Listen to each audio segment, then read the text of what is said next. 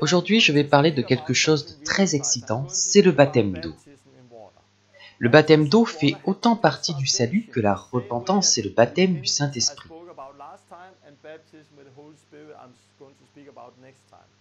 Le baptême d'eau sauve, et nous sauve de nos péchés.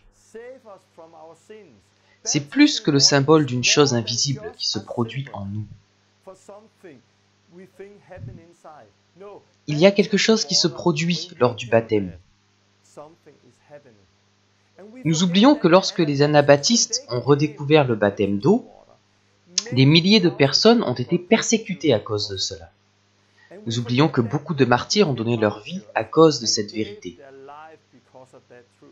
C'était un honneur de mourir pour cette vérité. Aujourd'hui, nous disons que ce n'est qu'un symbole. Ça n'a plus tellement d'importance, mais si on regarde ce que Jésus dit, on voit autre chose. En Jean 3, Jésus parle de la nouvelle naissance. Personne ne peut entrer dans le royaume de Dieu s'il ne naît pas d'eau et d'esprit. Jean 3, 5. Jésus parle bien de naître d'eau et d'esprit pour entrer dans le royaume de Dieu. Il dit aussi que celui qui croit et qui est baptisé sera sauvé. Pierre aussi utilise le terme « sauvé » quand il parle du baptême. Quand il parle de Noé, c'est une image du baptême. Il dit dans son épître « Le baptême qui vous sauve maintenant » 1 Pierre 3, 21. Et à la Pentecôte, « Repentez-vous et que chacun de vous soit baptisé au nom de Jésus-Christ pour le pardon de vos péchés. » Acte 2, 38. Il en parle comme d'une chose qui est plus qu'un symbole. Paul dit que lors du baptême, on se revêt de Christ et aussi qu'on se relève avec Christ.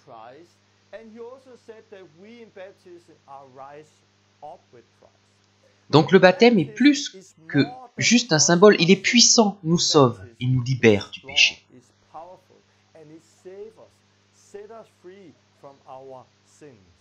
C'est ce que vous allez comprendre dans cet enseignement. Et je crois que cet enseignement est très important pour l'Église aujourd'hui. Car quand un chrétien comprend ce qu'est le baptême, il marche dans la liberté, guidé par l'Esprit. Non par la chair, mais en marchant dans la liberté à laquelle Dieu nous a appelés. J'ai hâte de partager cet enseignement avec vous. Que Dieu vous bénisse.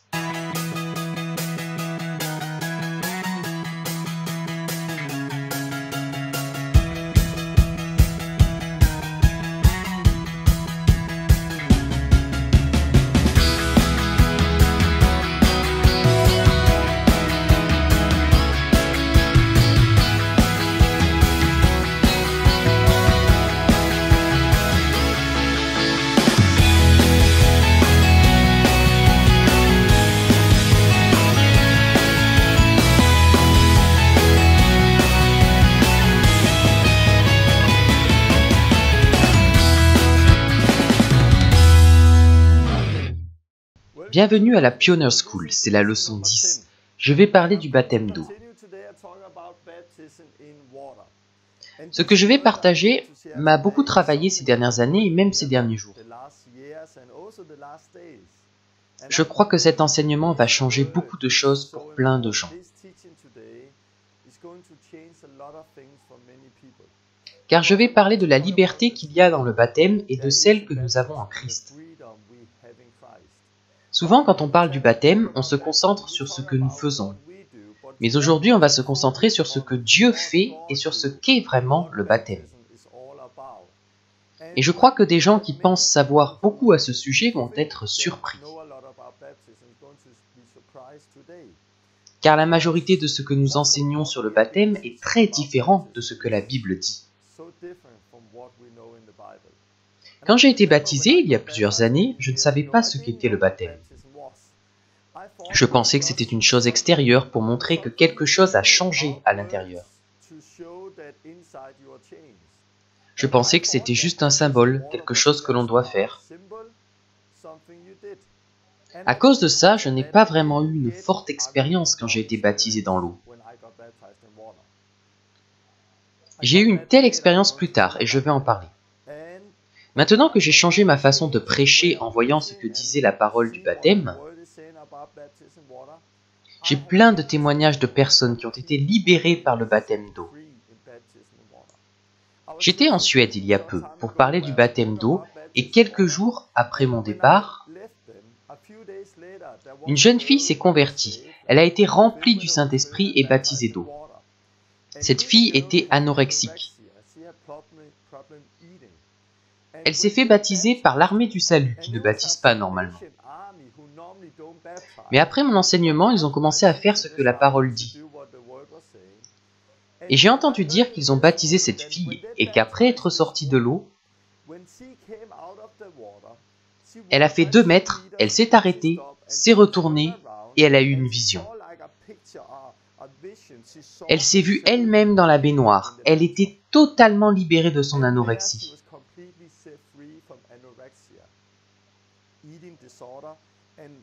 À partir de là, elle a commencé à manger beaucoup, des gâteaux, etc. Elle était délivrée.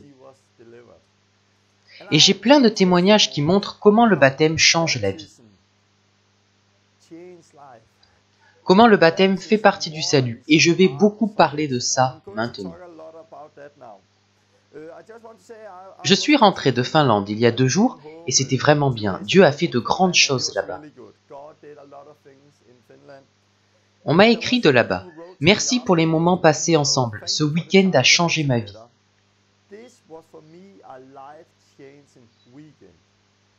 Je n'ai jamais eu autant de passion pour Jésus depuis que je suis devenu croyant. C'est ce qui se passe un peu partout en ce moment. Les gens retrouvent la passion. Le feu revient, les gens sont de nouveau passionnés. J'ai tellement de témoignages à ce sujet. Quelqu'un d'autre m'a écrit qu'il ne pouvait pas trouver de mots pour décrire ce week-end. Un autre a écrit que 2 personnes l'ont contacté après mon enseignement et veulent être baptisées. C'est bon de te voir si audacieux quand il s'agit de prêcher sur le baptême.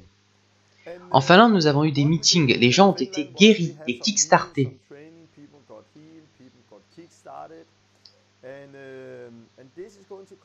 Et ça va se poursuivre en Finlande, et ça se poursuit partout. On m'a dit qu'en Hollande, avant que je vienne, il n'y avait que quelques personnes qui allaient dans la rue. Mais maintenant, il y a plus de 30 personnes dans 4 équipes qui font cela en Hollande. Les gens ne sont pas seulement guéris, mais aussi ils se convertissent et sont libérés. C'est pourquoi cet enseignement est si important. Car nous ne sommes pas appelés à juste guérir les malades, mais aussi à prêcher l'Évangile.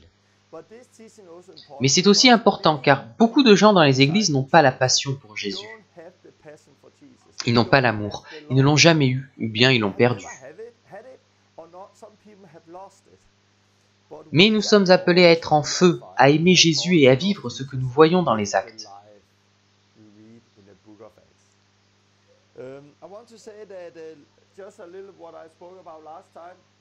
La dernière fois, j'ai parlé de repentance. La repentance, c'est la porte du salut par laquelle vous recevez un cœur nouveau. Mais la foi en Jésus et la repentance ne suffisent pas. Il faut aussi être baptisé d'eau.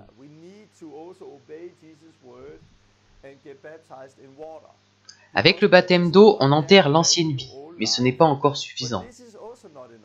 On a aussi besoin d'être baptisé du Saint-Esprit et de recevoir la puissance pour vivre la nouvelle vie.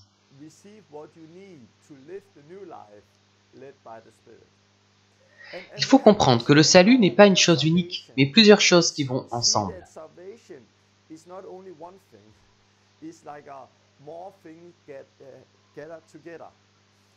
Et on ne peut pas séparer ces 3 choses. De même, ce n'est pas suffisant de croire en Dieu, ou même de croire en Dieu et en Jésus-Christ. Il faut croire en Dieu le Père, Jésus le Fils et le Saint-Esprit. Ces 3 ne font qu'un. Mais en même temps, il y a une différence entre les 3. C'est 3 en 1.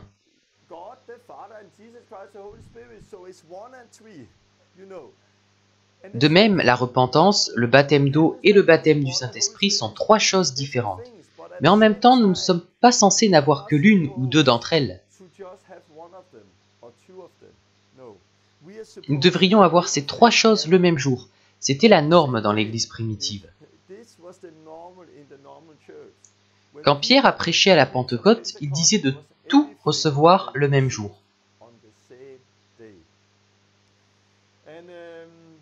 Aujourd'hui, je vais me concentrer sur le baptême d'eau, mais ça ne suffit pas.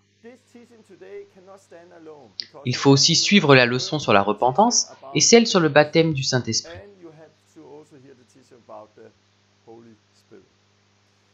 Ayez à l'esprit ce que je dis dans la leçon 8, où je montre comment partager l'Évangile.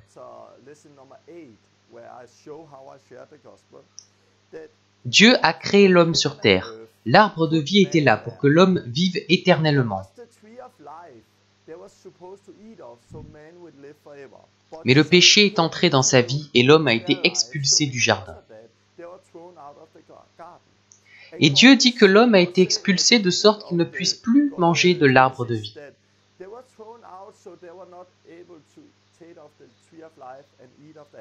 Parce que si l'homme mange du fruit de l'arbre de vie, il vivra pour toujours. Nous avons alors un monde déchu avec l'homme pécheur. Dieu étant saint, il ne veut pas cela. Quelque temps après, Dieu a recommencé du début avec Noé et sa famille. Il a créé une nouvelle terre en détruisant toute personne, sauf Noé, sa famille et des animaux.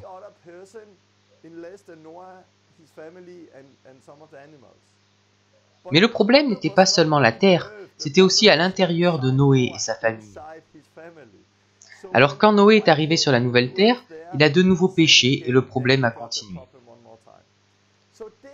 Donc cette fois, Dieu va faire quelque chose de différent. Il va créer un homme nouveau. Il va créer quelque chose de nouveau en nous, avant de créer de nouveaux cieux et une nouvelle terre, sur laquelle il mettra le nouvel homme. Et Jésus est venu pour ça, nous sauver de nos péchés.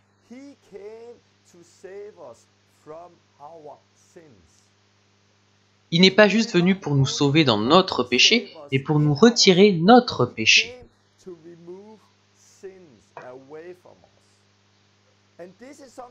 Et c'est quelque chose qui se produit quand il nous donne un cœur nouveau. Puis il nous lave, il lave nos péchés et nous libère de la loi. Je vais parler de ça aujourd'hui. Et puis il nous donne le Saint-Esprit pour vivre la nouvelle vie en étant guidés par l'Esprit. Et un jour, Dieu créera les nouveaux cieux, la nouvelle terre et la nouvelle Jérusalem. On lit dans le dernier chapitre de la Bible que nous qui vivons par l'Esprit, un jour nous tendrons la main et nous mangerons de l'arbre de vie. Maintenant, nous ne sommes plus sous la loi, mais c'est l'Esprit qui nous guide. Mais je parlerai plus de cela la prochaine fois. Ok, parlons du baptême d'eau. Je viens d'un arrière-plan luthérien. J'ai été baptisé dans l'église luthérienne par aspersion quand j'étais enfant.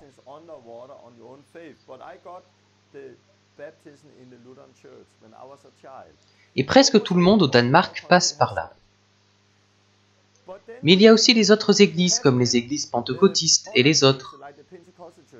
Et je crois qu'à cause de la forte influence de l'église luthérienne dans notre pays, beaucoup de gens dans les autres églises ne sont pas radicaux avec le baptême d'eau. Parce qu'ils ne veulent pas offenser, ils ne veulent pas faire de problème. C'est pourquoi dans ces églises aujourd'hui, on enseigne que le baptême n'est qu'une image. Une image de ce qui se produit en nous. J'ai rencontré des gens qui se sont repentis et qui ont expérimenté le Saint-Esprit, ici au Danemark. Mais ils ne sont pas baptisés d'eau. Je peux faire ça après, je verrai dans 6 mois, je verrai. C'est tellement loin de ce que nous voyons dans le livre des Actes. Parce que dans le livre des Actes, tout le monde se fait baptiser le jour même de la repentance. Ils entendent l'évangile, ils entendent parler du baptême et ils se font baptiser le jour même.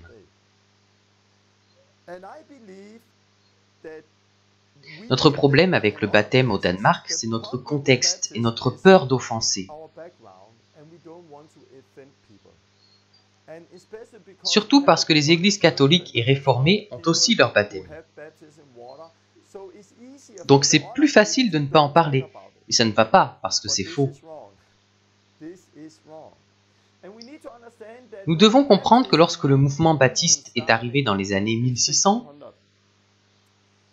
beaucoup de gens de cette époque ont payé un lourd prix pour avoir baptisé par immersion.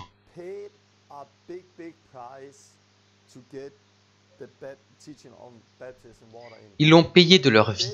Des milliers de martyrs sont morts à cause de cette vérité. Le baptême par immersion, selon notre foi. Des milliers de personnes sont mortes à cause de ça. Elles ont été tuées par les églises catholiques, luthériennes et calvinistes. Beaucoup de gens ont été tués à cause de cette vérité. Nous avons besoin d'être baptisés selon notre foi et l'aspersion sur un enfant n'est pas un baptême. Des milliers de personnes sont mortes pour ça et maintenant, ça n'a plus d'importance.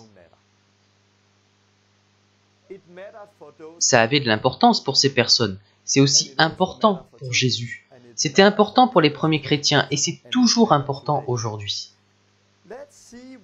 Voyons ce que Jésus dit du baptême. Dit-il, c'est une image, vous pouvez le faire si vous en avez envie, ou bien a-t-il instauré le baptême d'eau pour le salut? Dans Jean 3, Jésus dit que nous devons naître de nouveau pour entrer dans le royaume de Dieu.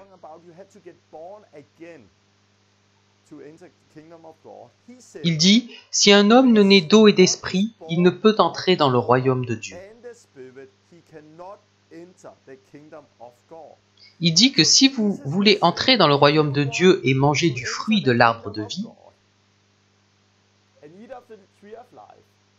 vous avez besoin de naître de nouveau.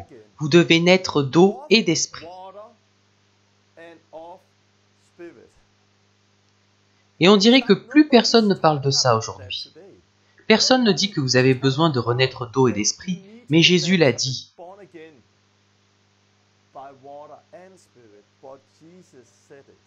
Il l'a très clairement dit. Voici l'enseignement de nos jours. Naître d'eau, c'est la naissance maternelle. Et naître d'esprit, c'est quand vous recevez le Saint-Esprit. Mais ce n'est pas biblique, ce n'est pas ce dont Jésus parle ici. En Marc 16, 16, celui qui croira et qui sera baptisé sera sauvé.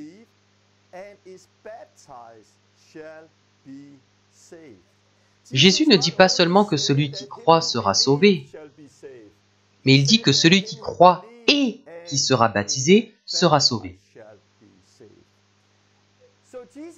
Jésus utilise des paroles très radicales quand il parle du baptême d'eau. Jésus est radical quant au baptême, mais qu'en est-il de Pierre? Voyons ce que dit Pierre. Dans sa lettre, il parle de Noé et du déluge. Et il utilise cette image en disant qu'il s'agit du baptême qui maintenant vous sauve. C'est ce baptême qui vous sauve maintenant.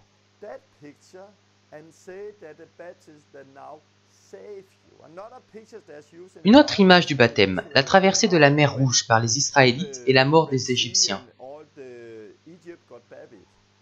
Là aussi, il y a une image du baptême qui sauve. Pierre dit que c'est le baptême en Jésus-Christ qui nous sauve maintenant.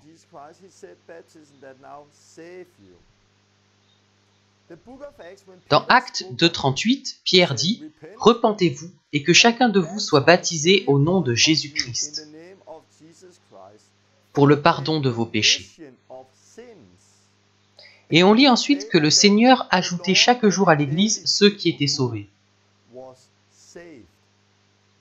Donc à la Pentecôte, Pierre dit de se repentir et de se faire baptiser. Pour quel but? Pour la rémission de nos péchés. Ensuite, on lit que les gens sont sauvés. Ils utilisaient le baptême. Car quand la Bible parle de salut, elle utilise la repentance, le baptême d'eau et du Saint-Esprit.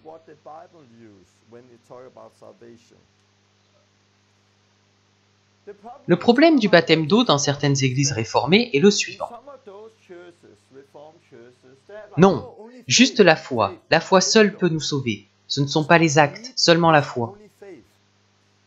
Et si vous croyez cela, vous avez vraiment mal compris ce qu'est la foi. La foi, c'est de l'obéissance. Si vous croyez en Jésus, vous vous repentez. Si vous croyez en Jésus, vous vous faites baptiser. Si vous croyez en Jésus, vous recevez le Saint-Esprit. Parce que la foi, c'est croire ce qu'il dit. Ce n'est pas juste croire qu'un jour il a existé. Et c'est ce que disait Jésus. Mais aujourd'hui, certaines personnes se servent de l'épître aux Galates, où il est écrit que nous ne sommes plus sous la loi, les œuvres ne comptent plus, seulement la foi. Mais toujours dans Galates, Paul dit que nous sommes enfants de Dieu par la foi. Beaucoup s'en tiennent à cela, mais dans les versets suivants, il dit « Vous tous qui avez été baptisés en Christ, vous avez revêtu Christ. » Galates 3, 27. Paul dit aussi dans Colossiens 2, 12 « Ayant été ensevelis avec lui par le baptême, vous êtes aussi ressuscités en lui et avec lui. » Donc Paul dit que nous sommes revêtus de Christ par le baptême. Il dit aussi que nous sommes ressuscités avec Christ par le baptême. Quand Paul s'est converti, Ananias, qui l'a baptisé, lui a dit « Lève-toi, sois baptisé et lavé de tes péchés en invoquant le nom du Seigneur. » Actes 22, 16. Nous lisons donc ceci dans la Bible. Le baptême nous fait entrer dans le royaume de Dieu.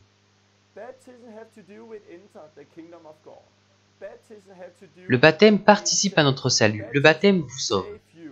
Le baptême est une rémission des péchés. Le baptême, c'est revêtir Christ. Le baptême, c'est ressusciter avec Christ. C'est ce que dit la Bible sur le baptême. Avec tout ça, le baptême, c'est aussi laver, effacer vos péchés. Vous voyez que c'est bien plus qu'une chose optionnelle. C'est bien plus que juste un symbole. Je pense que notre problème est notre façon de penser, la pensée grecque, dans laquelle une chose est soit spirituelle, soit non spirituelle. Mais nous ne devrions pas penser ainsi, car les choses physiques peuvent avoir un impact spirituel. L'arbre de la vie et celui de la connaissance du bien et du mal étaient des arbres. Mais il y a eu un impact spirituel quand ils en ont mangé le fruit. La communion est une chose physique, mais qui a un impact spirituel sur notre vie. La Bible le dit.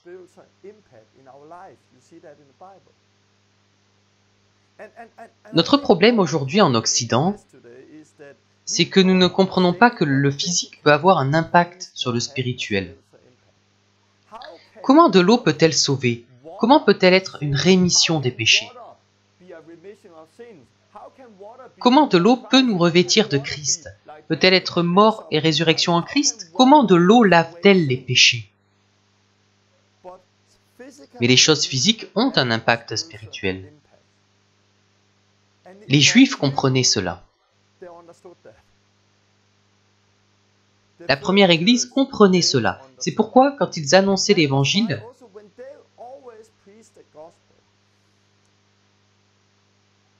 la réponse qu'ils avaient était « Voici de l'eau, puis-je être baptisé ?» Comme avec Philippe et l'eunuque éthiopien, en Actes 8, 35-36, Philippe, ouvrant la bouche et commençant par ce passage, lui annonça la bonne nouvelle de Jésus. Philippe était en train de prêcher Jésus-Christ, et l'eunuque dit « Voici de l'eau, qu'est-ce qui empêche que je sois baptisé ?» Philippe lui a demandé s'il croyait, et il croyait, alors il fut baptisé. Il est intéressant de voir qu'on ne sait pas ce que Philippe a prêché. Mais on connaît la réponse. Puis-je être baptisé? Et ce n'est pas seulement la réponse que Philippe a eue. Quand Ananias est allé voir Paul, la réponse a été le baptême de Paul. Quand Pierre a prêché à la Pentecôte, la réponse fut le baptême de ceux qui croyaient. Paul, ayant rencontré des disciples à Éphèse, la réponse fut aussi leur baptême. Dans le livre des Actes, la réponse à chaque prédication était toujours le baptême.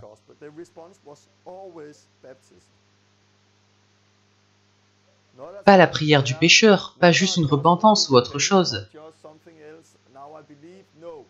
Non, c'était toujours le baptême.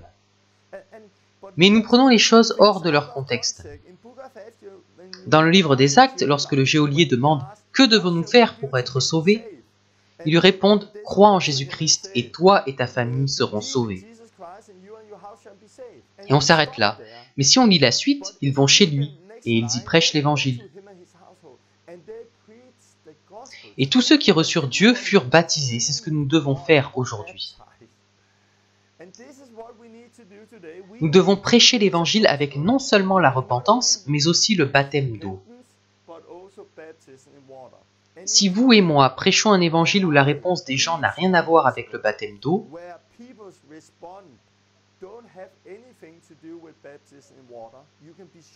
vous pouvez être sûr d'une chose, ce n'est pas un évangile biblique. Rien que d'y penser, ça fait vraiment peur. Combien de fois êtes-vous allé à une réunion où l'évangile n'a pas été annoncé?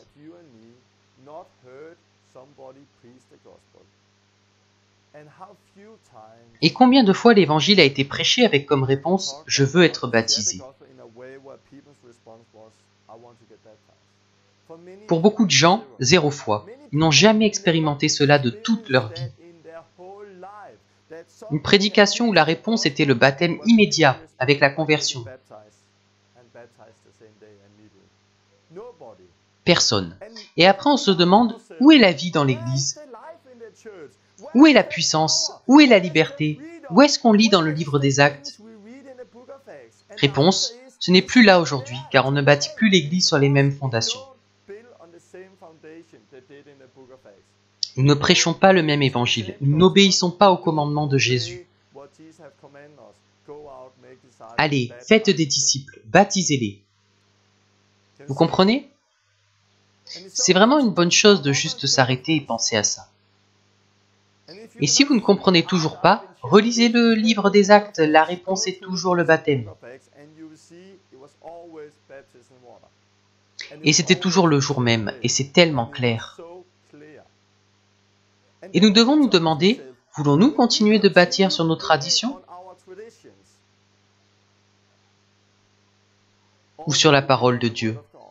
Au final, ce n'est ni le pape, ni Luther qui vous jugeront, mais Jésus-Christ.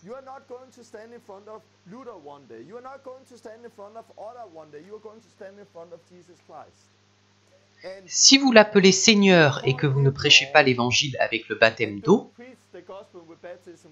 je pense qu'il vous dira « Pourquoi m'appeler Seigneur et ne pas faire ce que je vous commande ?» Bien sûr, on ne se rend pas compte de ça à cause de notre arrière-plan. Et je ne le voyais pas non plus au départ. La première année, je ne prêchais pas non plus l'Évangile et je ne baptisais pas non plus. Parce que je suis dans un pays luthérien et je ne veux pas offenser les gens. Donc je n'ai pas parlé du baptême dans le premier livre que j'ai écrit. Pourquoi? Parce que j'avais mes lunettes. Mais quand j'ai découvert ce qu'était le baptême, j'ai expérimenté une toute nouvelle liberté. Et je vais parler de cela maintenant. Mais avant de commencer, je veux prier. Parce que cet enseignement va à l'encontre de notre vision religieuse. Et je vais prier que ce soit une révélation, car quand ce fut une révélation pour moi, j'ai expérimenté une liberté que je ne connaissais pas. Dieu, je te remercie pour aujourd'hui, pour cet enseignement et pour ta parole. Comme ce fut une révélation pour moi, que mes yeux ont été ouverts et que j'ai été libéré, et que j'ai expérimenté une vie totalement nouvelle avec toi, Seigneur, je te demande que cet enseignement libère les personnes qui le regardent. Que tu viennes avec ton Saint-Esprit et que tu œuvres par cet enseignement. Que ce ne soit pas seulement des mots, mais une révélation pour ceux qui écoutent. Que ça les libère et commence en eux quelque chose de totalement nouveau. Aide-moi à partager cette parole. Viens avec ton Saint-Esprit et ouvre leurs yeux, afin que les gens puissent recevoir cela dans le nom de Jésus. Amen. Le baptême a un rapport avec le péché. Dans le salut, tout a un rapport avec le péché. Car Jésus est venu pour nous sauver de nos péchés. Je voudrais lire ceci sur le discipulat et la liberté. En Jean 8, 31, Jésus dit « Si vous demeurez dans ma parole, vous êtes vraiment mes disciples. Vous connaîtrez la vérité et la vérité vous rendra libre. » Il dit aux Juifs qu'en demeurant dans sa parole, ils vivront la vérité et la vérité les libérera. Ils répondent « Nous sommes les fils d'Abraham et nous n'avons jamais été esclaves de personne. Comment dis-tu que tu vas nous rendre libres ?» Je tiens à dire que je ne voyais pas que j'étais esclave avant d'expérimenter la liberté. Quand j'ai expérimenté la liberté dont parle Jésus ici, j'ai compris que j'étais un esclave. Je disais comme eux, je n'ai jamais été esclave, comment peux-tu dire que tu vas me libérer? Mais Jésus continue, je vous le dis, celui qui commet le péché est un esclave du péché. Un esclave n'habite pas dans la maison pour toujours, mais le Fils y habite pour toujours. C'est pourquoi si le Fils vous rend libre, vous serez réellement libre. Quand Jésus parle d'être libéré, il parle de la libération par rapport au péché. Et il dit que celui qui commet le péché est un esclave du péché.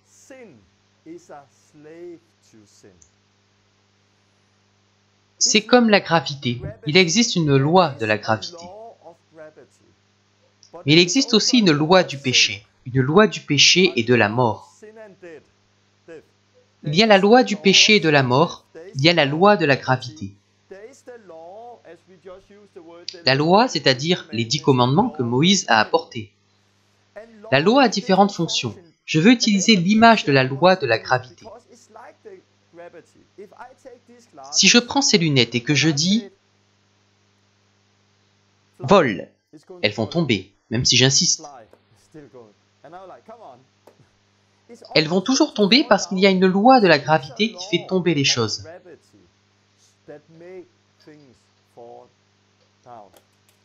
Si je dis maintenant « Je ne crois pas dans la loi de la gravité », voyons ce qui se produit.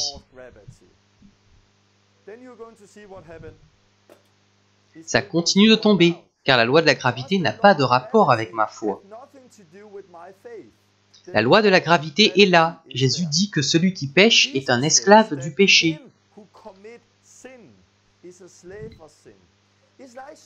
C'est comme quand vous commencez à fumer. Vous n'êtes pas encore esclave de cela. Mais si vous continuez de fumer, vous en devenez esclave.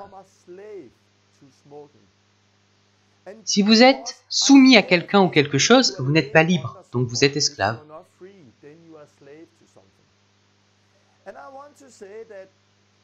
En expérimentant la repentance, je me suis senti libre de beaucoup de choses. Waouh, je suis libre! Mais pour être honnête, je ne me sentais pas libéré du tout. Car sur certains points, je sentais que j'étais encore un esclave. Bien sûr, j'ai arrêté la plupart des péchés que j'ai pratiqués et j'ai reçu un cœur nouveau.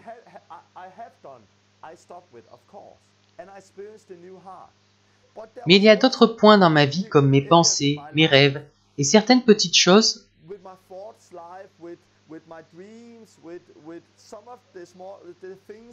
dans lesquelles je retombais encore et encore, avec lesquelles je ne me sentais pas libre. Le meilleur passage pour décrire comment je me sentais est Romains 7, 14, où Paul dit ceci.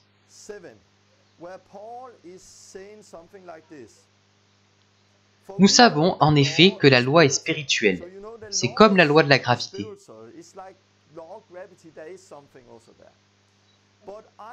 Mais moi, je suis charnel, vendu au péché, car je ne sais pas ce que je fais. Je ne fais point ce que je veux, et je fais ce que je hais. J'ai la volonté, mais non le pouvoir de faire le bien.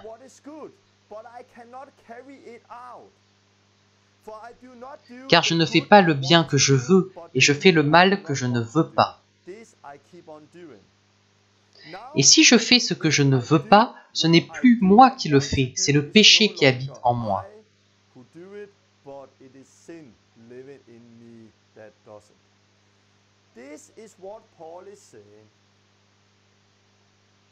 Paul dit ici qu'il est charnel et vendu comme esclave au péché. Je ne comprends pas ce que je fais, je ne veux pas les faire, mais je les fais quand même. Ce n'est plus moi qui fais cela, mais le péché qui habite en moi. Pour certaines choses dans ma vie, ça décrit très bien ce que je vivais.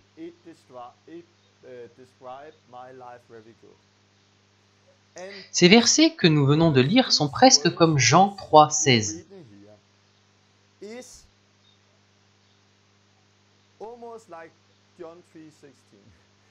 Ce sont des versets que la plupart des gens connaissent. En parlant avec des chrétiens, je vois que ces versets sont utilisés encore et encore. Ils sont cités, mémorisés, lus, des livres sont écrits à leur sujet, ils sont vraiment connus.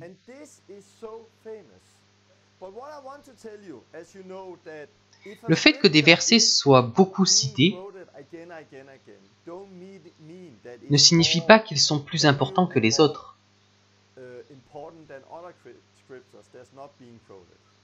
Le problème aujourd'hui dans l'Église est que nous avons des chapitres et des versets. Donc dans un livre comme Romains, qui est une très longue lettre, on peut aller au chapitre 7, prendre ces versets, les sortir de leur contexte et dire « C'est ce que Paul dit, ça devrait être comme ça ». Mais les premiers chrétiens n'avaient ni chapitre ni verset, donc ils lisaient d'une autre manière. Ils avaient une autre compréhension que la nôtre quand ils lisaient les épîtres. À cause de cela, nous avons mal compris beaucoup de choses de la parole de Dieu. Et en particulier ces versets-là. Car Jésus dit, celui qui commet le péché est esclave du péché.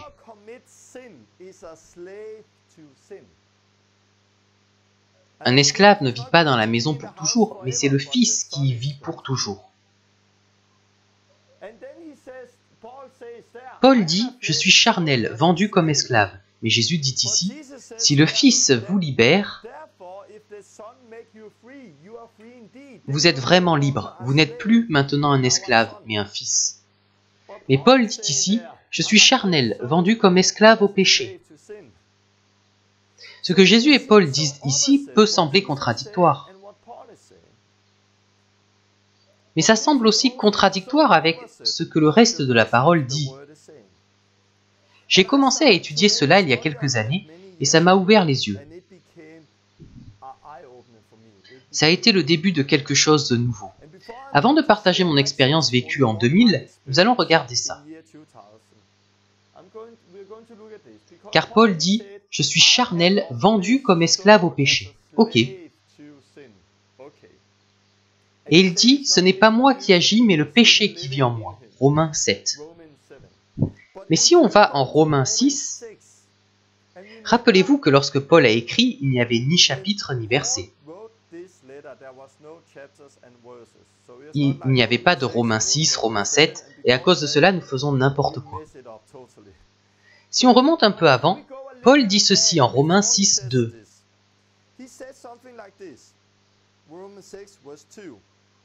Nous qui sommes morts au péché, comment vivrions-nous encore dans le péché? Notre vieil homme a été crucifié avec lui, afin que le corps du péché fût détruit,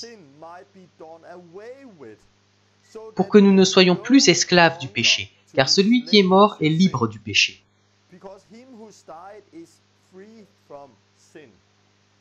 Donc ici, Paul dit une chose qui semble très contradictoire.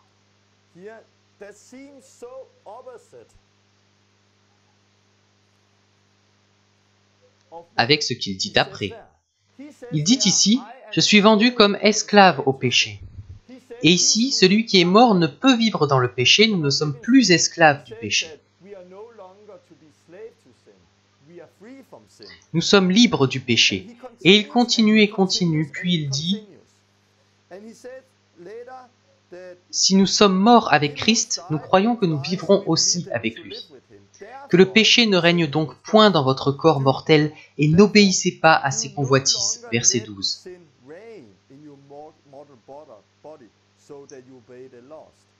Car le péché n'aura point de pouvoir sur vous, puisque vous êtes non sous la loi, mais sous la grâce. Verset 14. Et il continue.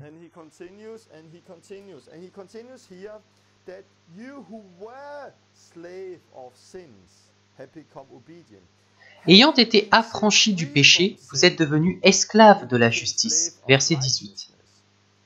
Et au verset 20, car lorsque vous étiez esclaves du péché, et il continue. Donc il dit, libre du péché, puis esclave du péché, ne laissez pas le péché régner en vous. Le péché ne dominera plus sur vous. Vous étiez esclave du péché, et maintenant vous êtes libre. Il continue. Maintenant que nous sommes libérés du péché, nous sommes esclaves de Dieu. Vous avez pour fruit la sainteté et pour fin la vie éternelle.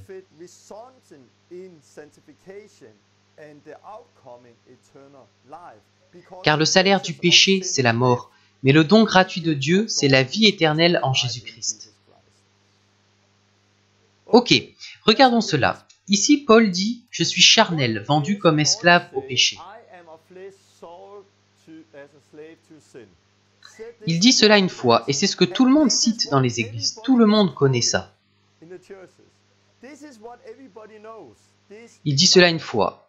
Mais ici, il dit « mort au péché », puis « plus esclave du péché ». Libre du péché, que le péché ne règne plus. Le péché n'a plus de pouvoir sur vous. Vous étiez esclave du péché, mais maintenant vous êtes libre. Vous avez été libéré du péché. Vous n'êtes plus esclave du péché. Maintenant vous avez été libéré. Il dit 7 fois le contraire de ce qu'il dit ici.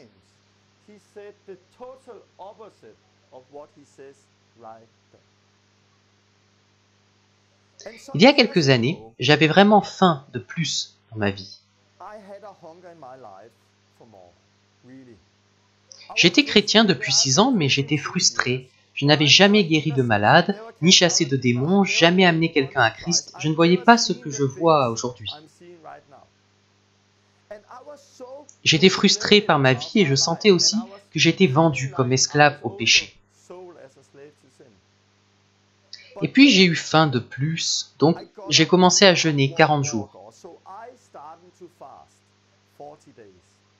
Honnêtement, j'ai jeûné parce que je voulais voir des guérisons, des délivrances, être guidé par Dieu.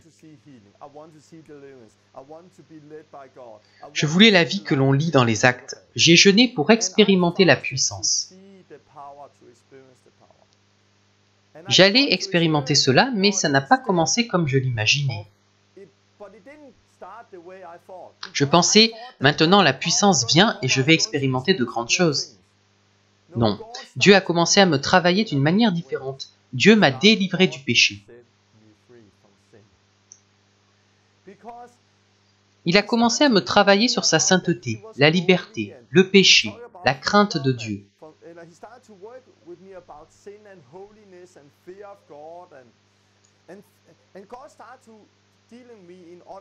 J'ai écrit un livre à ce sujet, Sound Doctrine. Vous pouvez l'acheter sur Internet.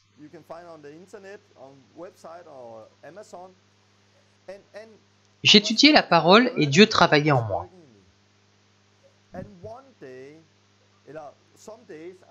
Et à un moment, j'ai commencé à étudier Romains 6, 7, 8. Et alors que j'étudiais ça, je me sentais comme cet homme dans Romains 7. Et puis Dieu m'a montré ce que Romains 7 signifiait vraiment. Et un jour, je ne l'oublierai jamais, quand je pense à comment j'ai été sauvé il y a 18 ans, je devrais dire comment j'ai commencé à être sauvé. C'était très fort et je m'en souviens. Depuis ce temps, je n'avais jamais douté que j'étais sauvé à cause de cette forte expérience.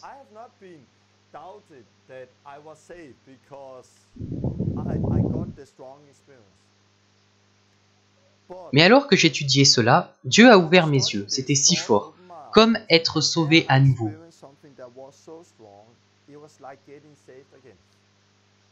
Quand j'ai vu ça, je me suis demandé, étais-je vraiment sauvé avant? J'ai pensé cela. J'ai pensé, étais-je vraiment sauvé avant parce que c'était tellement différent dans ma vie.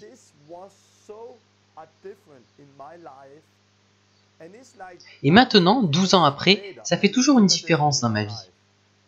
J'étudiais Romains 6, 7, 8. Et un jour, Dieu m'a montré la signification de Romains 7. Et un jour, j'ai lu Romains 6, 14. Le péché n'aura pas de pouvoir sur vous, car vous n'êtes plus sous la loi, mais sous la grâce. Je me rappelle que j'étais assis devant mon ordinateur avec la Bible ouverte et j'ai lu cela. Quand je l'ai lu, soudainement, c'est venu dans mon esprit et c'est devenu vivant. Waouh!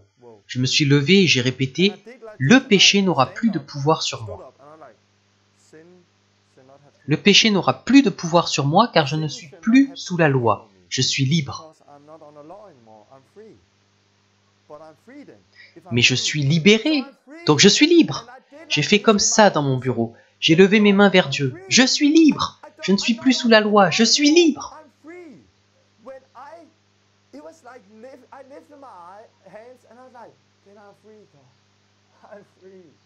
Et à partir de ce moment, j'étais libre. Personne n'a prié pour moi, mais j'ai été délivré du péché.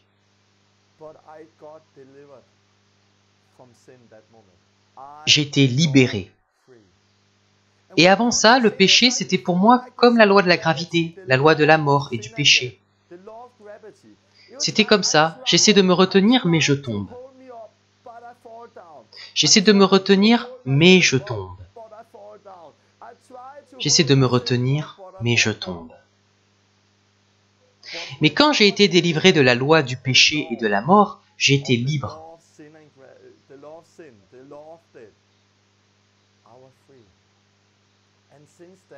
Et depuis, je ne me suis plus battu avec le péché. Le péché était dehors. Et j'ai connu une liberté que je n'avais jamais connue auparavant. Comme si les dernières choses qui me retenaient avaient été brisées. Et alors je pouvais marcher dans une telle liberté sans aucun sentiment de condamnation. Et soudain, la condamnation ne faisait plus partie de ma vie. Je ne dis pas que j'étais complètement saint, sans péché,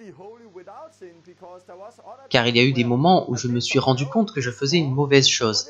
Mais c'est comme, ok, c'est mal, je m'arrête. Je ne sentais plus de problème ni de condamnation.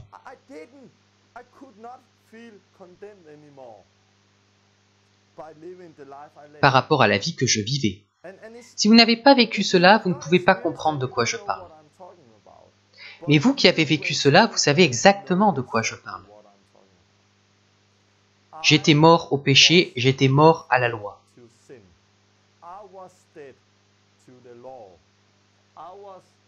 J'étais sauvé du péché. J'ai vécu la rémission des péchés. J'ai revêtu Christ, je me suis relevé avec Christ. Mes péchés ont été lavés, tout a changé. Ok Torben, mais tu parles du baptême et là tu nous parles d'une révélation. Oui, j'ai eu une révélation de ce qu'est le baptême. Parce que Romains 6 parle du baptême.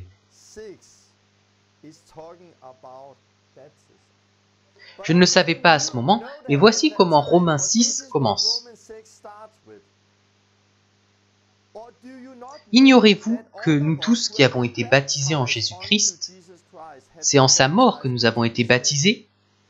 Nous avons donc été ensevelis avec lui par le baptême en sa mort, afin que, comme Christ est ressuscité des morts par la gloire du Père, de même nous aussi nous marchions en nouveauté de vie. Nous avons été baptisés avec Jésus-Christ, mort et ressuscité de sorte que nous vivions une vie nouvelle. C'est toute la signification du baptême. Mais quand j'ai été baptisé, je ne savais pas cela. J'ignorais que le baptême est plus qu'un symbole. J'ignorais que le baptême nous libère de la loi. Vous mourrez avec Christ et vous ressuscitez. Vous n'êtes plus sous la loi, vous n'êtes plus sous la loi du péché, plus sous la loi de la mort. La loi est brisée dans votre vie, donc vous n'avez pas besoin d'être un esclave du péché. Parce que quand le Fils vous libère, vous êtes vraiment libre, vous n'êtes plus un esclave. Vous n'êtes plus ce que Paul décrit ici, je reviendrai plus tard dessus. Mais maintenant que je sais cela, nous commençons à l'enseigner. J'ai un très bon ami qui travaille avec moi maintenant. Il s'est repenti.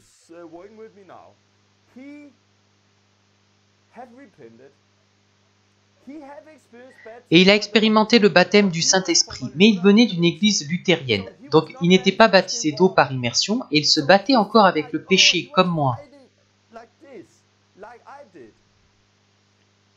Il a été libéré à plusieurs niveaux. Il parlait en langue, il priait, il jeûnait. Il a tout essayé pour se libérer de ce péché, de cette dernière entrave dans sa vie. Il avait de mauvaises pensées et des mauvais rêves, et il n'arrivait pas à se libérer de cela. Et puis il a trouvé un de mes enseignements sur le baptême sur Internet. Après l'avoir trouvé, il m'a contacté et il m'a dit qu'il devait se faire baptiser. Quand il a été mis sous l'eau, il mourut au péché. Une fois sorti de l'eau, il était libéré.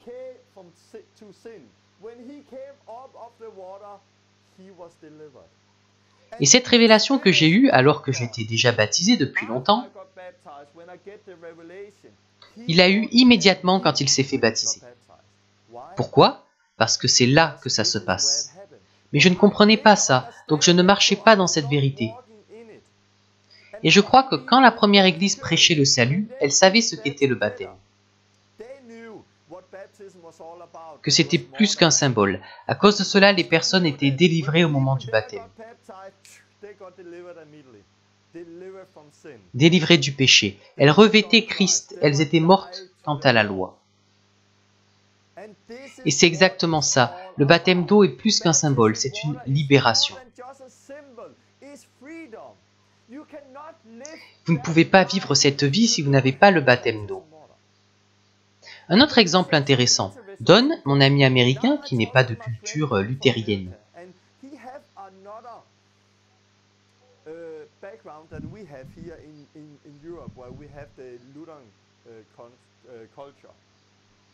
Il s'était repenti et a été baptisé dans l'eau. Mais il n'a expérimenté la libération qu'avec le baptême du Saint-Esprit.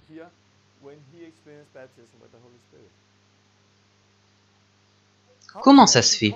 Eh bien, ces trois choses vont ensemble.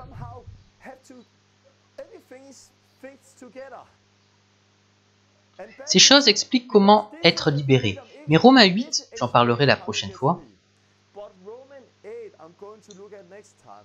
exprime avec plus de détails comment on peut marcher dans cette liberté.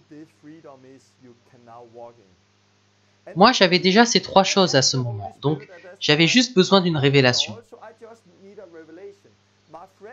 Il manquait le baptême d'eau à mon ami, donc quand il a eu la dernière partie. Il manquait le baptême du Saint-Esprit à mon autre ami. Quand il a été libéré. Donc les trois choses sont nécessaires. Imaginez trois cordes qui vous retiennent dans le péché. Elles vous lient au péché. Vous vous repentez, la première se détache, mais vous n'êtes pas encore libéré de deux cordes. Mon ami avait le baptême du Saint-Esprit, mais pas le baptême d'eau. Quand il a été baptisé, la dernière corde est partie et il marchait dans la liberté de Romains 8. Don était repenti, il avait le baptême d'eau, mais quand il a eu le Saint-Esprit, il a eu la liberté. Moi, j'avais déjà tout, mais je n'avais pas la révélation. Quand je l'ai eu, j'ai eu la liberté. Dans un pays luthérien comme le nôtre, nous devons parler à fond du baptême.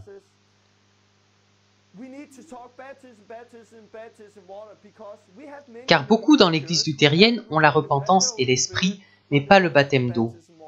Et c'est surtout cela qu'il faut apporter. Mais dans d'autres pays, ils ont la repentance et le baptême d'eau, mais pas le Saint-Esprit, qui nous ouvre les yeux et nous révèle la vérité. À cause de cela, nous ne marchons pas libres. Et beaucoup marchent encore sous la loi. J'ai vraiment ouvert les yeux sur une autre chose. La dernière fois, j'ai dit que nous ne sommes pas des pécheurs, mais nous sommes des saints.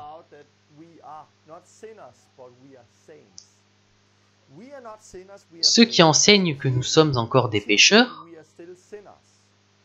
sont aussi ceux qui enseignent que Romains 7 est la vie chrétienne normale. Et ils n'enseignent pas que Romains 8 est la vie chrétienne normale.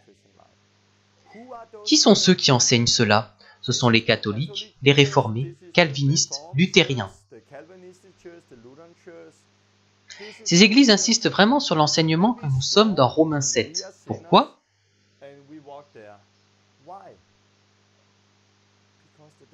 Parce qu'elles n'ont pas la liberté, ils ne connaissent rien d'autre. Parce qu'ils n'ont pas le baptême par immersion dans l'eau.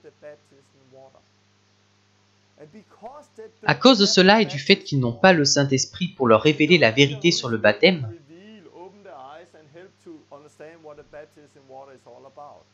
puisqu'ils n'ont que la repentance, ils ne connaissent rien d'autre.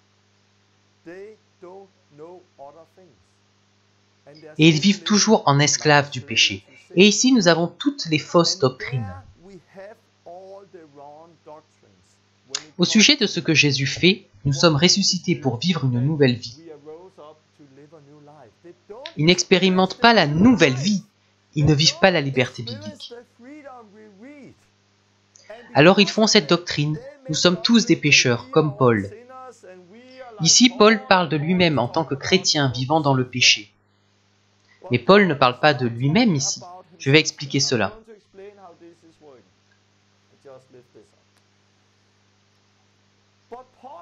Paul dit « Je suis charnel, vendu au péché ».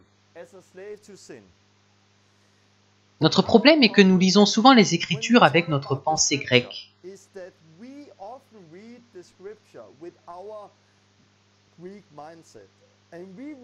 Et nous lisons les Écritures de manière linéaire. Mais Paul est juif et la manière juive d'écrire n'est pas linéaire, mais circulaire. Donc il commence à parler d'une chose et puis il revient dessus. Il revient dessus avec une nouvelle approche et il revient encore dessus d'une autre façon. Et c'est ce qu'on voit dans Genèse. On peut presque lire qu'il y a 3 créations.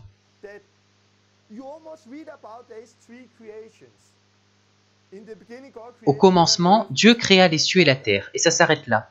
C'est une très brève description. Puis ça ne continue pas avec la suite, mais il recommence avec le procédé de la création. Et ensuite il revient avec la création de l'homme. Donc on voit que la façon d'écrire la Bible, c'est souvent de donner d'abord un panorama, puis de rentrer dans une explication détaillée. Et Paul fait la même chose, puisqu'en Romains 7,5, il dit « Car lorsque nous étions dans la chair », ici il dit « Je suis charnel ». Mais au verset précédent, il dit « Lorsque nous étions dans la chair ». Les passions des péchés provoqués par la loi agissaient dans nos membres, de sorte que nous portions des fruits pour la mort. Il dit que nous étions dans la chair. Et là, il dit « Mais moi, je suis charnel ». Quelques versets avant, il parle au passé, il parle de ce qu'il était. Et ensuite, il dit « Mais maintenant, nous avons été dégagés de la loi, étant morts à cette loi sous laquelle nous étions retenus, de sorte que nous servons dans un esprit nouveau, et non selon la lettre qui a vieilli. » C'est intéressant car Paul disait auparavant qu'il était autrefois dans la chair.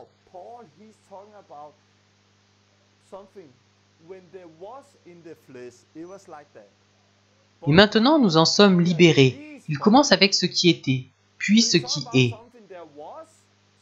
Puis il continue de parler de ce qui était, puis il reparle de ce qui est maintenant. Encore une fois, ce qui était, puis on arrive à Romains 8. Donc si on lit tout ça, au lieu de ne lire qu'une seule ligne, mais en lisant en cercle, il parle de ce qui était, puis de ce qui est, ce qui était, puis ce qui est. Une dernière fois à la fin, puis il continue en Romains 8, avec la liberté par rapport au péché. Il y a eu beaucoup de malentendus à propos de ce verset à cause de notre façon de penser. Lorsque Dieu a ouvert mes yeux là-dessus, j'ai compris que j'étais libre, complètement libre. C'était tellement clair, Satan a menti, l'enseignement que j'avais eu à l'église était faux. Je ne suis plus dans la chair, je ne suis plus vendu comme esclave au péché. Non, je suis libre du péché. Je crois qu'il y a trop de faux enseignements sur ces versets. Je me suis vraiment réjoui quand j'ai vu qu'il y a un traducteur au Danemark qui travaille pour Wycliffe Bible Translation et qui a fait une nouvelle Bible au Danemark. C'est le seul traducteur ici qui traduit la Bible dans différentes langues manquantes.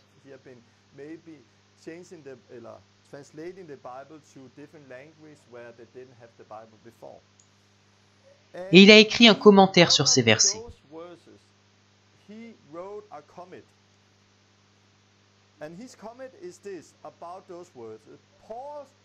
Paul utilise dans ces versets le faux pronom « je » en grec. Quand il dit « je », il pense à tout lecteur qui vit sous la loi, comme ce fut le cas pour lui autrefois.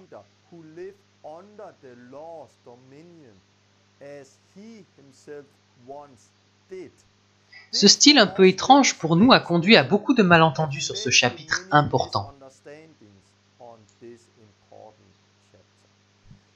Lui qui peut lire la Bible telle qu'elle est écrite sans tenir compte de nos présupposés,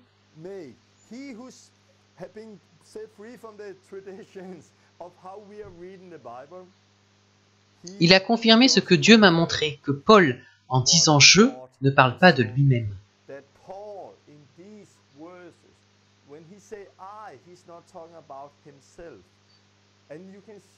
On peut le voir ici, et bien sûr, vous ne pouvez pas être vendu comme esclave au péché d'une part, et d'autre part être libre, libre, libre, et Jésus est venu pour vous libérer. Mais Paul écrit aux Juifs pour dire que nous sommes libres du péché, nous ne sommes plus sous la loi.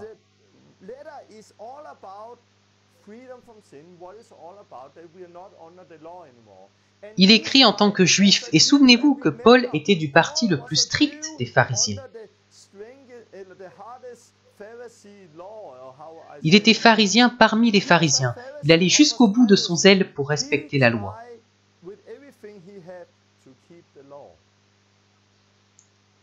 Donc, en tant que juif, il vivait comme ça. Il avait la loi, mais il vivait encore dans la chair.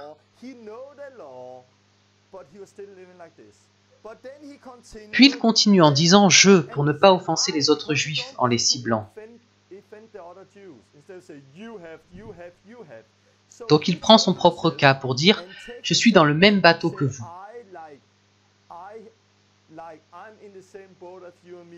Je sais de quoi vous parlez et ce que vous ressentez. Moi aussi j'ai été comme ça. Et il conclut en disant « grâce soit rendue à Dieu par Jésus-Christ, notre Seigneur. Il y a de la liberté ici. » Puis il revient en arrière une fois de plus pour parler du péché. Il écrit en cercle. Il n'y a donc maintenant aucune condamnation pour ceux qui sont en Jésus-Christ. Pour ceux qui vivent non par la chair, mais par l'esprit. Donc vous devez comprendre que ceci n'est pas la vie chrétienne normale. Jésus est venu pour nous libérer du péché. Et ceci se produit lorsque nous sommes baptisés en Jésus-Christ et quand on sait ce qu'est le baptême. Mais pour moi, le baptême n'était qu'un symbole. J'avais besoin que le Saint-Esprit me le révèle. Quand j'ai eu cette révélation, ma vie a changé. Et tout ce que vous voyez de moi aujourd'hui, toute mon activité et mon site web, tout est venu de cette révélation. Ça a commencé par là. Je peux dire que j'ai été sauvé, mais j'ai vraiment été sauvé quand j'ai expérimenté cela. Et ce salut était tellement différent, comme pour mon ami, une fois baptisé, toute sa vie a changé. Il a aussi commencé à voir des choses incroyables, et j'ai beaucoup de témoignages de cela maintenant. Quand les gens expérimentent la plénitude de Christ, pas juste en invitant Jésus dans leur cœur,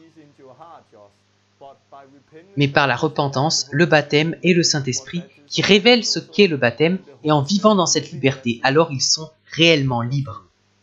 On commence alors à vivre Romains 8. Il n'y a donc maintenant aucune condamnation pour ceux qui sont en Jésus-Christ, lesquels ne marchent point selon la chair, mais selon l'Esprit. Version Martin. Nous ne sommes pas appelés à vivre selon la chair.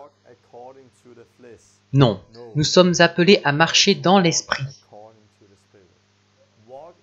à marcher dans la lumière du Saint-Esprit, mais pour marcher dans la liberté de Romains 8, où il n'y a pas de condamnation, mais la liberté et la plénitude. Vous avez besoin de la repentance et du cœur nouveau. Mais vous avez aussi besoin d'être baptisé dans l'eau par immersion, d'après votre foi. Vous avez besoin de l'esprit et de l'eau pour entrer dans le royaume de Dieu. Vous en avez besoin pour être sauvé, pour avoir la rémission des péchés, pour revêtir Christ, être ressuscité avec Christ, pour laver vos péchés. Pour tout cela, vous avez besoin du baptême d'eau, et il vous faut aussi le baptême du Saint-Esprit. Ce n'est pas suffisant d'avoir seulement 2 sur 3. Vous ne pouvez pas vivre dans la liberté de Romains 8 sans tout cela. Et j'aimerais vous montrer comment on peut se perdre dans la théologie de nos jours. Et j'ai eu une triste expérience. Quand j'ai commencé à étudier ces choses, j'ai vu que notre Bible en danois est une mauvaise traduction. Et beaucoup de Bibles aujourd'hui ont de mauvaises traductions. Des choses ont été retirées du premier texte grec. Par exemple, ici, dans la Bible danoise, on lit « Il n'y a donc maintenant aucune condamnation pour ceux qui sont en Jésus-Christ. » Et ça s'arrête là. Dans beaucoup de Bibles, ça s'arrête comme ça. Peut-être que ça s'arrête aussi là dans votre Bible. Mais la version King James, ou Martin, a raison parce qu'elle rajoute « lesquels ne marchent point selon la chair, mais selon l'esprit ». C'est très important car la Bible ne dit pas qu'il n'y a pas de condamnation pour tous ceux qui sont en Christ, qui vivent selon le péché. Non, il n'y a aucune condamnation en Jésus-Christ pour ceux qui vivent selon l'esprit. J'étudiais cela et un jour, j'ai lu l'article d'un leader de la jeunesse d'une église luthérienne.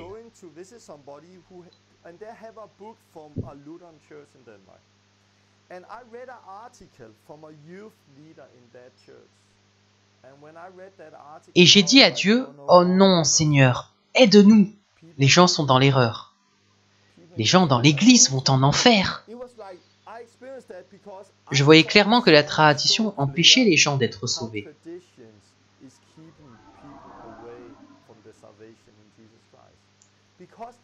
Ce leader de la jeunesse a écrit cet article sur sa vie et il a utilisé 2 passages.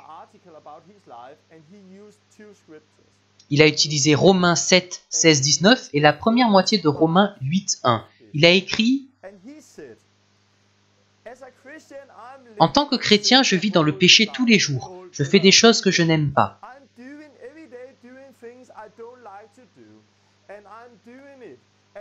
Et je suis comme Paul le dit, charnel, vendu comme esclave au péché, et je pêche tout le temps.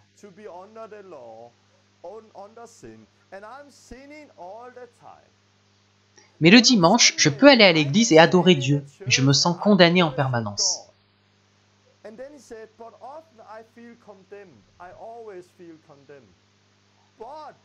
Alors je lis juste Romains 8, 1. Il n'y a pas de condamnation pour ceux qui sont en Christ. Il prend cela comme un témoignage. En lisant, on voit clairement que cet homme n'est pas sauvé.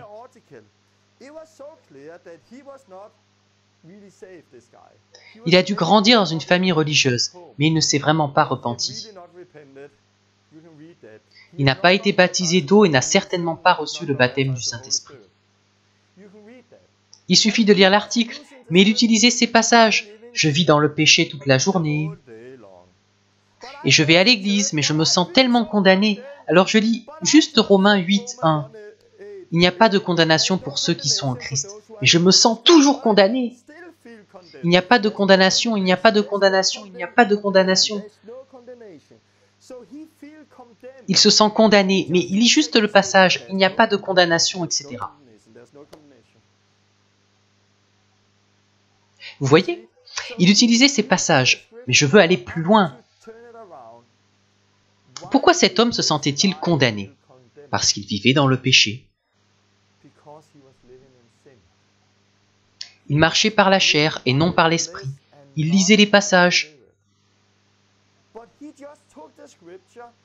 Mais quand le Saint-Esprit essayait de lui ouvrir les yeux pour qu'il puisse être sauvé et vivre par l'Esprit, il lisait le verset. Pas de condamnation, non, pas de condamnation. Je n'ai pas besoin de me sentir condamné parce que je suis un chrétien.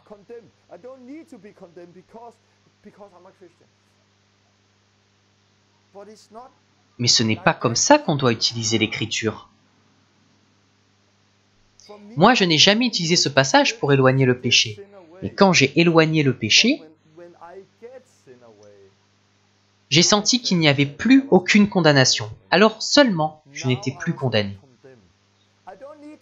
Je n'avais pas besoin de lire le verset et de me frapper la tête tout le temps. Je vivais simplement la liberté. Je vivais la vie. Dans beaucoup d'endroits du monde aujourd'hui, notre plus gros problème par rapport au salut,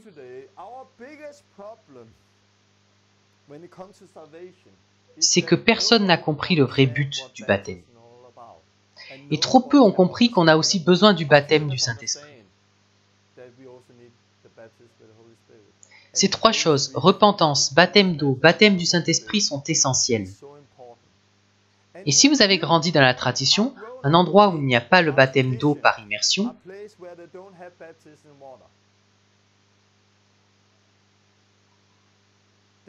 alors vous verrez que l'enseignement qu'on y donne est que Romains 7 est la vie normale.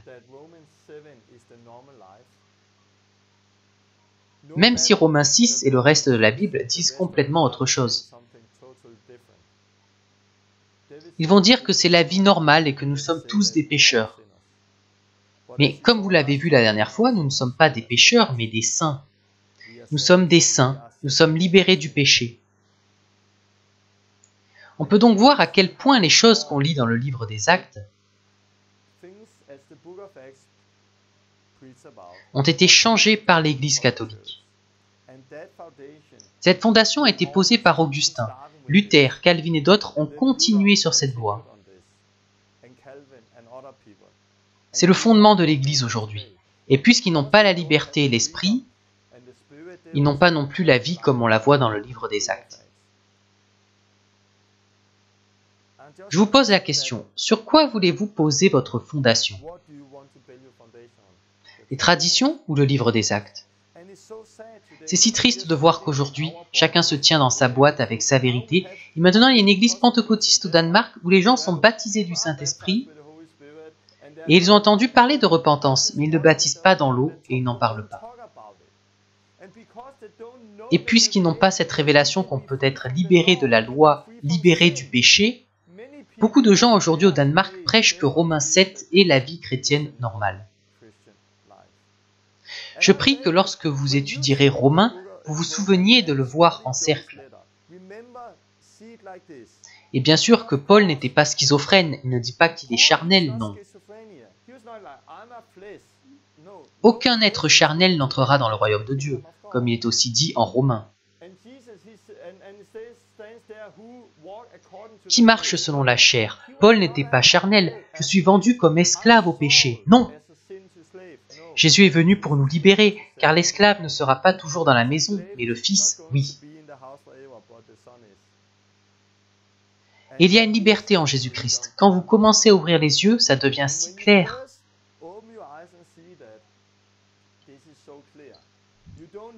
Maintenant, il y a des gens qui enseignent cela, et donc bien sûr, ça me réjouit. Essayez de lire une autre Bible. J'ai entendu dire que la parole vivante en anglais est bien. Ou d'autres Bibles où Romains 6 à 8 sont traduits bien clairement. Et laissez vos yeux s'ouvrir.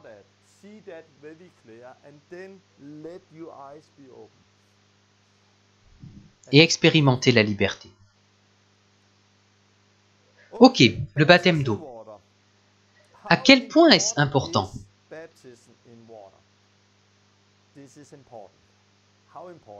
C'est aussi important que la repentance, la foi en Jésus et le baptême du Saint-Esprit. Ça fait partie du salut. C'est important pour être sauvé. C'est ce que Jésus dit. C'est ce que Pierre a prêché, ce que Paul a prêché, et ce que la parole dit. Parce qu'être sauvé, ce n'est pas juste être pardonné dans mon péché, mais aussi être sauvé de mon péché. Alors vous pouvez vivre la nouvelle vie, car Dieu veut créer une nouvelle vie en nous. Une nouvelle personne avant de créer les nouveaux cieux et la nouvelle terre. Donc à quel point c'est important? C'est important. Tellement important que des gens sont morts pour cette vérité.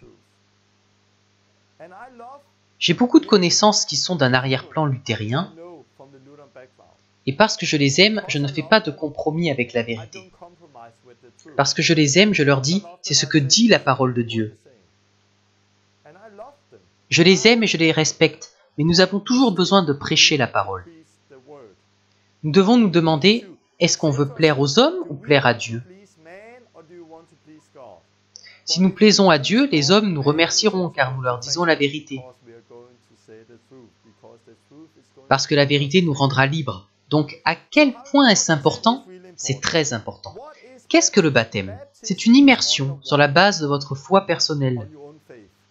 Si on connaissait le grec, on n'aurait jamais adopté le baptême par aspersion sur la tête. Jamais.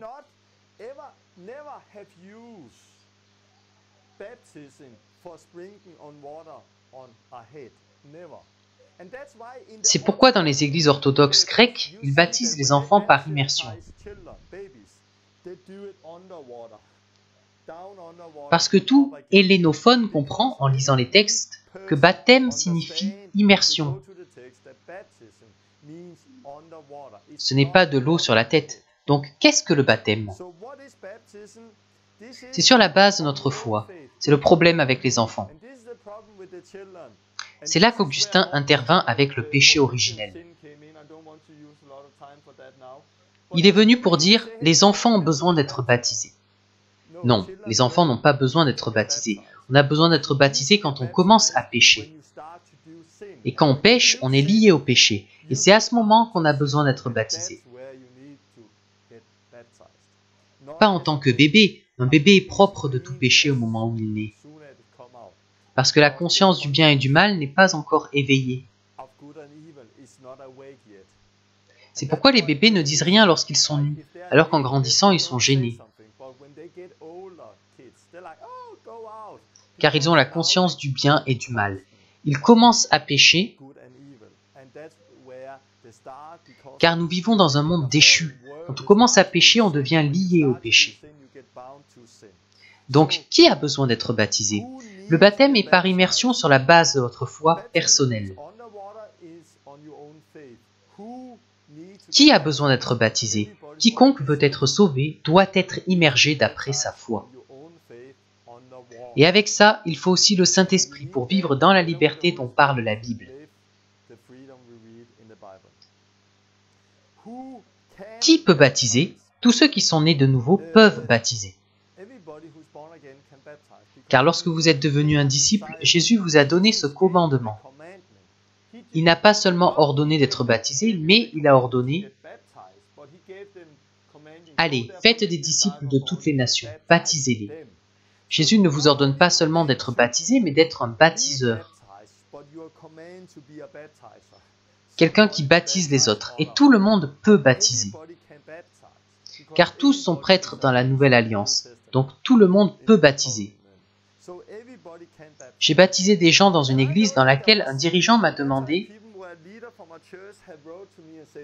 Qui t'a donné l'autorité pour baptiser? Je veux retourner cette question en disant,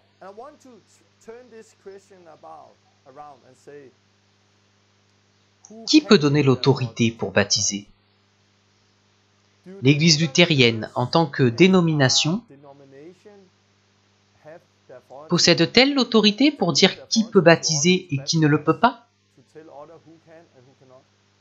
Est-ce que l'Église baptiste, en tant que dénomination, peut ordonner des gens et dire qui peut baptiser? Le mouvement pentecôtiste a-t-il l'autorité pour baptiser, pour dire qui peut le faire? Non, il n'existe aucune dénomination ayant l'autorité pour baptiser, pour ordonner des baptiseurs.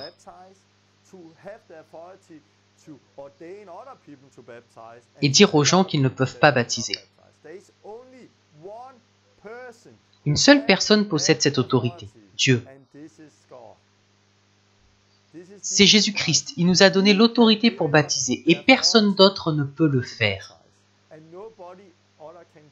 Donc si vous pensez « je ne peux pas baptiser parce que cette dénomination ne me l'autorise pas », désolé, mais cette dénomination n'a pas d'autorité pour vous ordonner. Si vous êtes né de nouveau, vous êtes appelé à baptiser et c'est tout ce qu'il vous faut. Donc qui peut baptiser? Tout le monde. Comment baptiser? On baptise en plongeant sous l'eau, en Jésus-Christ. Mais ne baptise-t-on pas au nom du Père, du Fils et du Saint-Esprit? Non, c'est ainsi que beaucoup ont été baptisés, moi y compris, mais ce n'est pas biblique. Ceci vient du fait que nous avons mal compris ce que Jésus a dit. Quand il dit « Allez, baptisez-les au nom du Père, du Fils et du Saint-Esprit », d'abord, le Père, ce n'est pas un nom, le Fils non plus, et le Saint-Esprit n'a pas de nom. Jésus veut dire que la repentance est envers Dieu le Père, le baptême est en Jésus-Christ, et le baptême est dans le Saint-Esprit. Jésus a dit ça à ses disciples. Mais on ne trouve nulle part dans la Bible où on baptise de cette manière.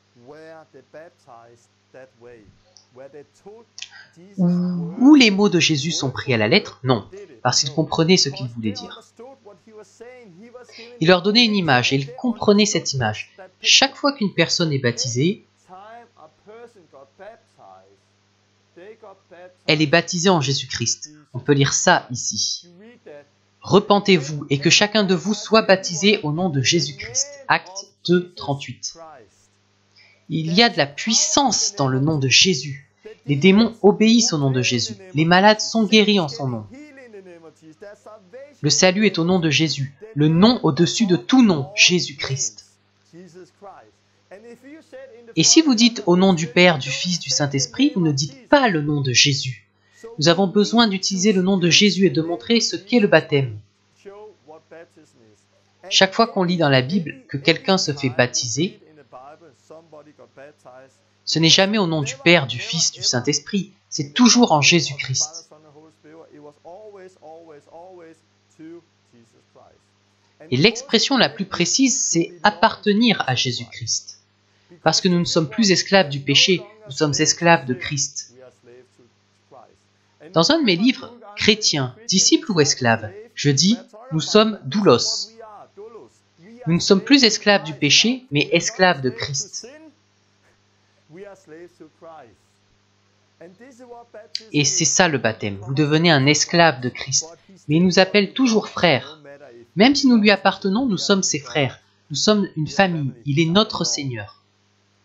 Donc si vous voulez le faire correctement, vous devez le faire en Jésus-Christ. Voici ce que je dis aux gens. Voulez-vous être baptisé en Jésus-Christ? Voulez-vous lui appartenir? Ils disent oui. D'après votre propre foi, je vous baptise en Jésus-Christ. Et puis je dis, mourez avec Christ, ressuscitez avec Christ. J'ai baptisé des gens dans une grande poubelle que j'ai vidée et remplie d'eau.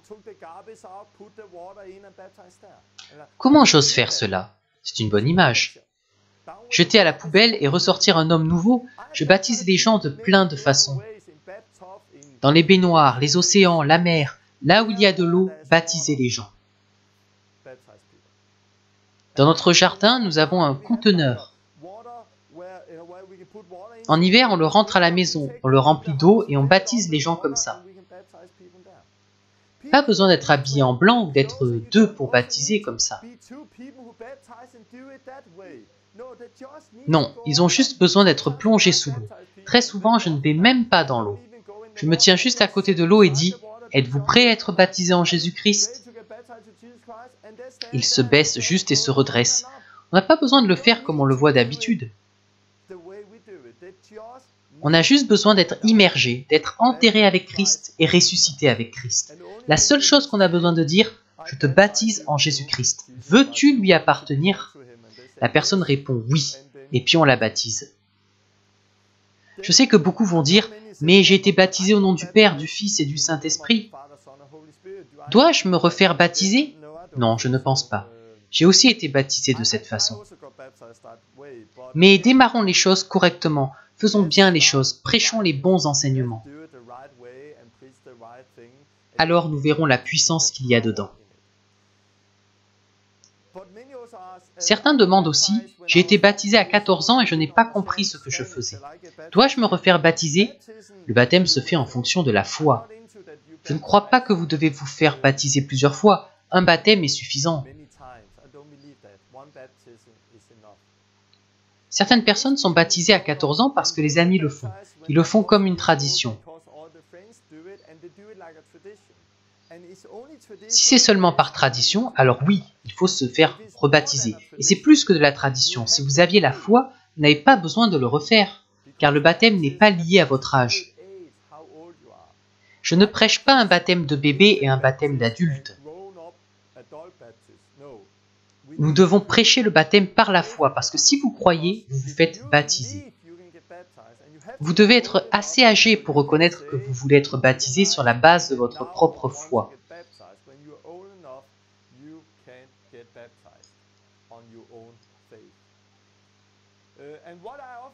Pour les enfants, si je ne sais pas s'ils ont bien compris, je prie pour qu'ils reçoivent le Saint-Esprit.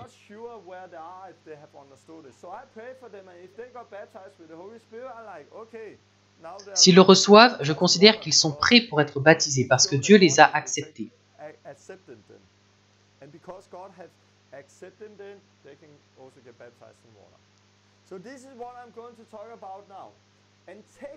Étudiez la parole de Dieu, l'Épître aux Romains, et relisez-la plusieurs fois, encore et encore. Je ne sais pas où vous en êtes dans votre vie. L'important c'est, marchez-vous dans la liberté? La liberté dans laquelle il n'y a plus de condamnation, on ne marche plus selon la chair, mais selon l'esprit.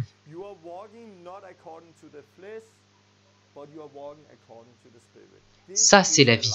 Pour vivre cette vie, vous avez besoin de vous repentir de vos péchés. Mais vous avez aussi besoin d'être baptisé dans l'eau, de vous laver de vos péchés.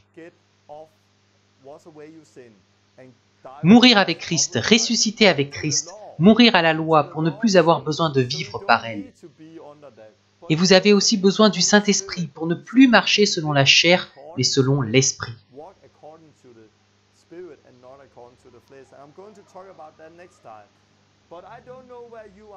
Peut-être que vous avez tout, mais ne marchez pas encore dans la liberté. Alors, vous avez besoin d'une révélation comme je l'ai eue. Ce livre peut être un bon début. Quelqu'un de Hollande m'a écrit hier, il vient juste de lire le livre. Il était chrétien depuis des années,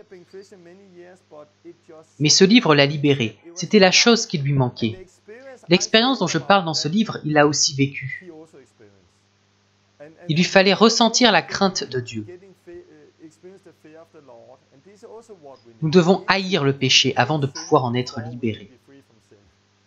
Je parle de cela dans ce livre que vous pouvez acheter sur mon site ou sur Amazon. Je parle plus du baptême d'eau dans ce livre. Je parle de ce qu'est un vrai disciple. Chrétien, disciple ou esclave? Nous sommes des esclaves, mais pas du péché. Nous sommes des esclaves de Jésus-Christ. Prenez une semaine pour lire ces livres. Et si vous avez besoin de vous faire baptiser, trouvez quelqu'un pour le faire. Puis faites-vous baptiser, et quand vous entrez sous l'eau, dites « Maintenant, je meurs à la loi. Je ne suis plus sous la loi, j'en suis libéré. » Alors vous vivrez la liberté de Romains 6. la liberté de Romains 7, qu'on retrouve à travers toute la Bible. Je vais arrêter maintenant, mais avant je vais faire une prière et mon épouse va chanter une chanson. Laissez ces mots et le Saint-Esprit œuvrer à travers cette chanson. Dieu, je te remercie pour l'enseignement d'aujourd'hui. Je te prie d'apporter une liberté dans tous ceux qui ont regardé cet enseignement, qu'ils t'obéissent et se repentent, qu'ils soient baptisés dans l'eau et qu'ils reçoivent le Saint-Esprit si ce n'est pas encore le cas. Ils ne marcheront pas selon la chair en ressentant la condamnation tout le temps. Ils entreront dans la liberté et ils marcheront selon l'Esprit. Ils vivront la liberté qu'il y a en toi. Comme ce fut le commencement de quelque chose de nouveau dans ma vie, que ce soit le commencement d'une vie nouvelle pour beaucoup. Je te demande d'ouvrir les yeux de tous ceux qui regardent cet enseignement. Libère-les, de sorte qu'ils puissent vivre la vie nouvelle que tu as pour eux. Ils peuvent marcher dans la liberté. Seigneur, je te demande de venir et de leur parler là où ils en sont, pour qu'ils sachent ce qu'ils ont besoin de faire. Dans le nom de Jésus. Amen.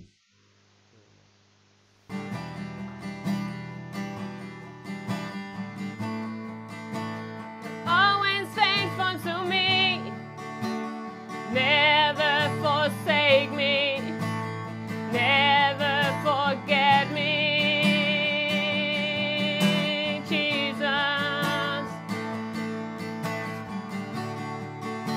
You're always faithful to me, never